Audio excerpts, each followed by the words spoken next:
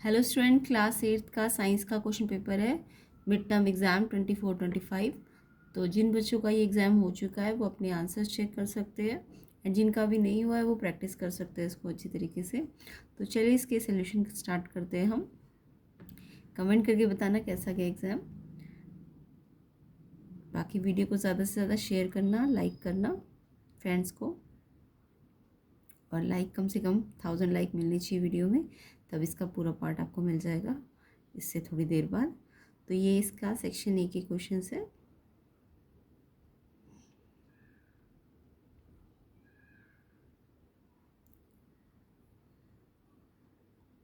कैसा गया एग्ज़ाम ये भी कमेंट करके बताइए।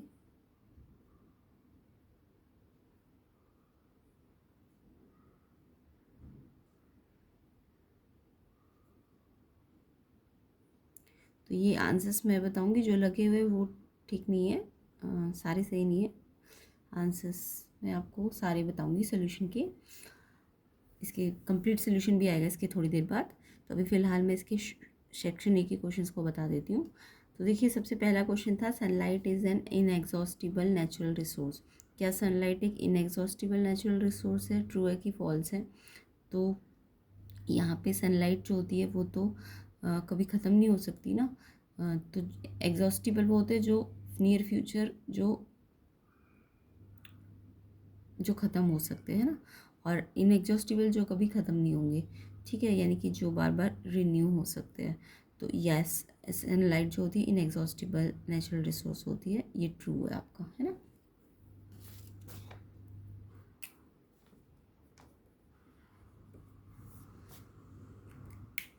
ऐसे ही विंड, वाटर, ये सब क्या होते हैं? इनएग्जॉस्टिबल होते हैं, जो नियर फ्यूचर जो कभी ख़त्म नहीं होंगे। ठीक है, तो ये ट्रू है।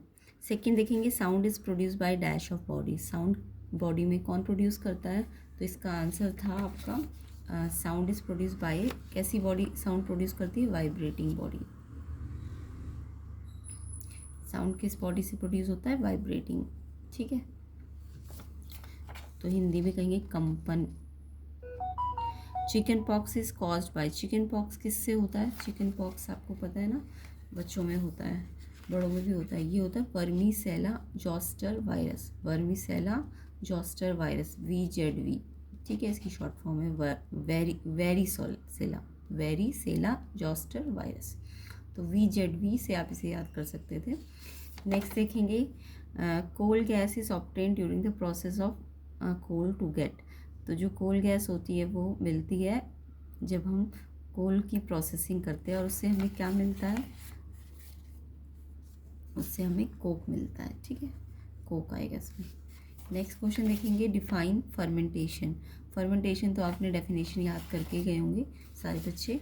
फर्मेंटेशन एक ऐसा प्रोसेस है जहाँ पे शुगर को हम ट्रांसफॉर्म करते हैं into new product like alcohol, acids वगैरह में हम शुगर को चेंज कर देते हैं, और केमिकल रिएक्शंस के through, even in absence of air भी ऑक्सीजन भी कर सकते हैं हम। ठीक है, तो ये एक ऐसा प्रोसेस है जहाँ पे शुगर को हम अल्कोहल या एसिड्स में कन्वर्ट करते हैं।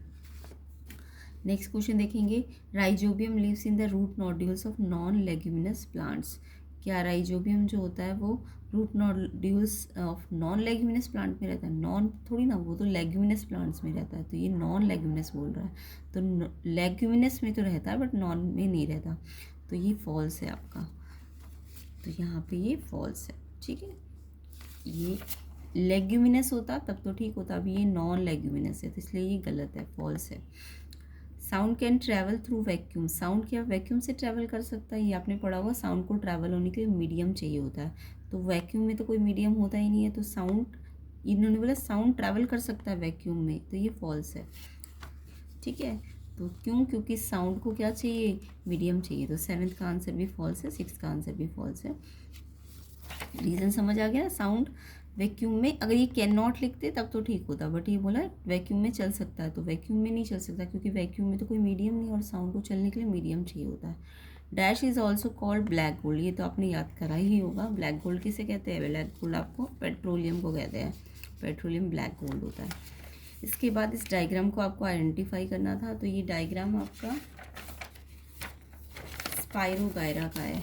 ये जो डायग्राम है 9th में, ये आपका स्पाइरोगायरा है। स्पाइरोगायरा ग्रीन एल्गी होती है जो कि फ्रेश वाटर में रहते हैं, ठीक है। नेक्स्ट क्वेश्चन देखेंगे, ये वैसे विजुअली इम्पेयर्ड के लिए था, फिर भी आंसर बता देती हूँ। Name the group of paramecium. Paramecium का ग्रुप होता है प्रोटोजोआ, ठीक। Next 10th question, coal tar is black thin liquid with a pleasant smell. Coal tar क्या ब्लैक थिन लिक्विड है? थिन थोड़ी ना होता, कोल तार तो थिक होता है, थिक होता है और साथ में उसकी प्लीजेंट स्मेल भी नहीं होती, उसकी अनप्लीजेंट स्मेल होती है। तो कोल तार जो होता है थिक डार्क लिक्विड होता है जिसकी अनप्लीजेंट स्मेल होती है, इसलिए ये फॉल्स है, ठीक है। नेक्स्ट क्वेश्चन देखेंगे, फ्रीक्वेंसी इज 1 हर्ट्ज। अगर 1 हर्ट्ज फ्रीक्वेंसी तो इसका मतलब क्या होता है? 1 हर्ट्ज का मतलब 1 ऑसिलेशन पर सेकेंड। 1 हर्ट्ज मतलब 1 हर्ट्ज होता है 1 ऑसिलेशन पर सेकेंड। तो यहाँ पे 1 आएगा और यहाँ पे सेकेंड आएगा। At about dash dB the noise become physically painful. कितने dB पर नॉइज जो होता है फिजिकली पेनफुल हो जाता है? तो यहाँ पे 80 dB आएगा। अगर 80 dB से अबव साउंड चला जाए तो वो ईयर्स के लिए क्या रहेगा? पेनफुल रहेगा। नेक्स्ट इसके सेक्शन बी को हम नेक्स्ट पार्ट में कवर करेंगे। क्वेश्चन आंसर्स है, ये सारे आए थे आपके, तो जिनका एग्ज़ाम नहीं हुआ वो उन्हें याद करके जा सकते हैं। आंसर जो लगे हुए हैं क्वेश्चन पेपर में वो आंसर नहीं है, जो मैं बताऊंगी नेक्स्ट पार्ट में वो आंसर होंगे। तो ये सारे क्वेश्चंस आपको अच्छी तरह से प्रैक्टिस कर लेने हैं। जिनके एग्ज़ाम नहीं हुए और जिनके हो गए हैं वो तो आंसर चेक कर लो और कमेंट करके बताओ एग्ज़ाम कैसा गया। और वीडियो को ज़्यादा से ज़्यादा शेयर करना, कंप्लीट सोल्यूशन मिलेगा आपको नेक्स्ट पार्ट में इसके। बाकी 10th का और आंसर बता देती हूँ मैं। Fill in the blanks based on the mechanism of hearing. Hearing के मैकेनिज्म के ऊपर वही फिल इन द ब्लैंक्स आए थे आपके। तो सबसे पहले था dash makes the ear drum vibrate. किससे ईयर ड्रम वाइब्रेट करता है? तो ईयर ड्रम वाइब्रेट होने के लिए, ईयर ड्रम क्यों वाइब्रेट होता है? यहाँ पे आएगा साउंड वाइब्रेशन। साउंड वाइब्रेशन के कारण ईयर ड्रम क्या करता है? वाइब्रेट करता है, या साउंड हिंदी में कहेंगे ध्वनि कंपन, है ना। तो साउंड वाइब्रेशन ईयर ड्रम को वाइब्रेट करती है। The ear drum send vibration to. Ear drum vibrations को कहाँ भेजता है? तो इसका आंसर है मिडल ईयर बोन्स में। कहाँ पे भेजता है? मिडल ईयर बोन्स में, जिसके नाम है, अगर मिडल ईयर बोन्स के नाम पूछे तो मैलियस, इनकस, स्टेपिस, ठीक है। नेक्स्ट क्वेश्चन है, from there the dash goes to the brain. फिर यहाँ से ये क्या जाता है ब्रेन में? तो ब्रेन में सिग्नल जाते हैं, सिग्नल है इसका आंसर। तो आई होप आंसर यही लिखे होंगे, कमेंट करके ज़रूर बताना मुझे। नेक्स्ट था इसका, व्हाट इज़ नॉइज़ पॉल्यूशन। ये चॉइस में था। तो नॉइज़ पॉल्यूशन तो सबको ही आता होगा, जो भी अनवांटेड या डिस्टर्बिंग साउंड होता है जो कि हमारे ह्यूमन ईयर के लिए या ऑर्गेनिज्म के लिए हार्मफुल हो, उसको हम क्या कहते हैं? नॉइज़ कहते हैं। उसको क्या कहते हैं? नॉइज़ कहते हैं। तो ये और वाला ऑप्शन वाला क्वेश्चन है, क्वेश्चन 10 का। सेकेंड आपको पूछा गया था कि dash is present at the upper end of wind pipe. Wind pipe के अपर एंड में क्या प्रेजेंट होती है? तो विंड पाइप के अपर एंड में लैरिंग्स होता है, LARYNX, वो वॉइस बॉक्स भी कहते हैं इसको हम। नेक्स्ट क्वेश्चन है, व्हाट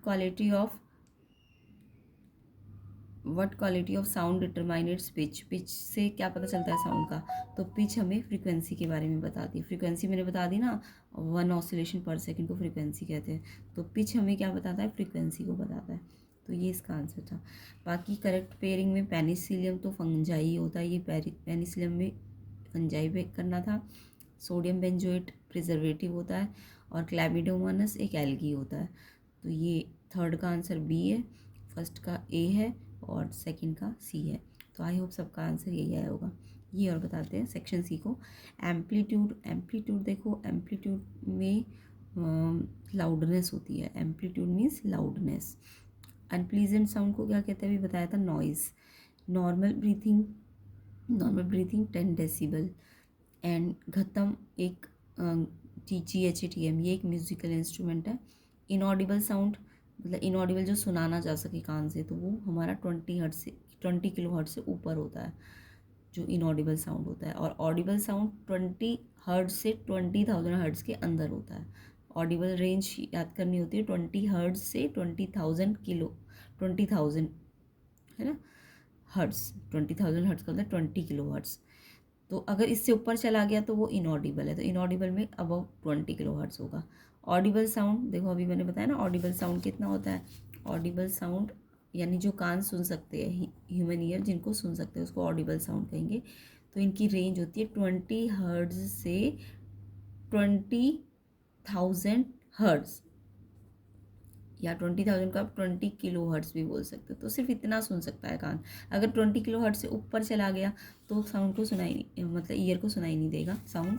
तो यहाँ पे इनऑडिबल तो 20 किलो हर्ट्ज है ना ये, तो ये इनऑडिबल है। और ऑडिबल 100 हर्ट्ज, क्योंकि इस रेंज के अंदर आ रहा है ना, इस रेंज के अंदर, तो इसलिए ये ऑडिबल है, इसे हमारे ईयर सुन सकते हैं 100 हर्ट्ज को।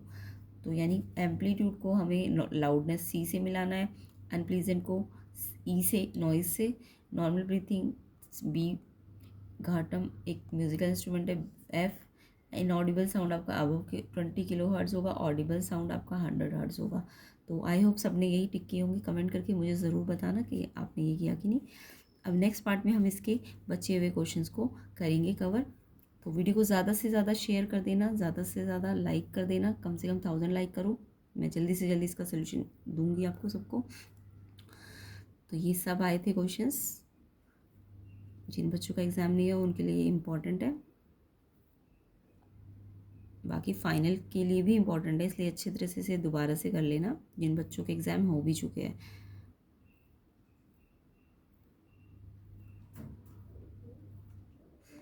बाकी वीडियो को शेयर करना, लाइक करना, एंड अगर चैनल में नए हो तो सब्सक्राइब ज़रूर कर लेना चैनल को। नेक्स्ट पार्ट में हम इसका कंप्लीट सोल्यूशन करेंगे। एंड 8th क्लास की मैथ्स के भी ऑलरेडी प्लेलिस्ट बन चुकी है, तो आप प्लेलिस्ट सेक्शन में जाके 8th क्लास की प्लेलिस्ट को देख लेना। मैथ्स की, साइंस की, SST की, सबकी प्लेलिस्ट बनी हुई है। वीडियो को शेयर करना ज़्यादा से ज़्यादा।